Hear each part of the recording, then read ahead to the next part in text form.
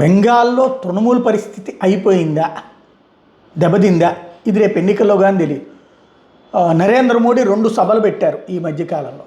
ఆ 2 సభలకి అది బెంగాల్లో ఎన్నికల శంఖారావం మోగించేశారు.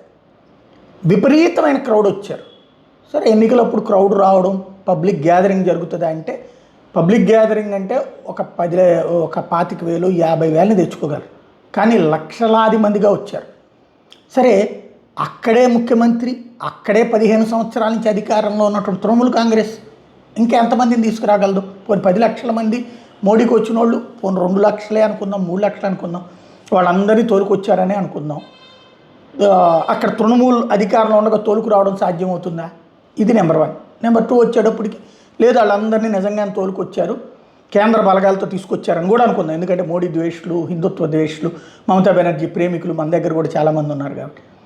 అదే ఇప్పుడు తృణమూల్ కాంగ్రెస్ మీటింగ్ పెట్టింది. మమతా బెనర్జీ పెట్టినటువంటి మీటింగ్, అల్లుడు అభిషేక్ బెనర్జీ 100 కోట్ల రూపాయలు దాదాపుగా ఖర్చు పెట్టాడు. దానికి వచ్చినటువంటి జనం చూస్తే ఇది నిండుగానే కనబడుతుంది కదా. ఆ తర్వాత చూడండి ప్యాన్ చేస్తే ఎట్లా ఉందో.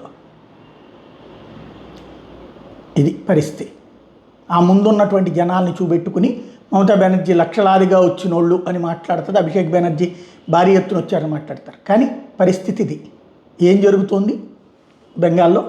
అదే సందేహం. అదిగో అక్కడ సభ జరుగుతున్నట్టు, పోని తర్వాత కాదు, సభలో స్పీచెస్ కనబడుతుంది కదా, అభిషేక్ బెనర్జీ అనమాట అక్కడ జరుగుతున్నటువంటి మీటింగ్ సందర్భంగా.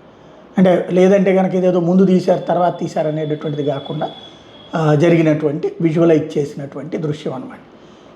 ఇది ఇప్పుడు చర్చనీయాంశం అవుతున్నటువంటి అంశం.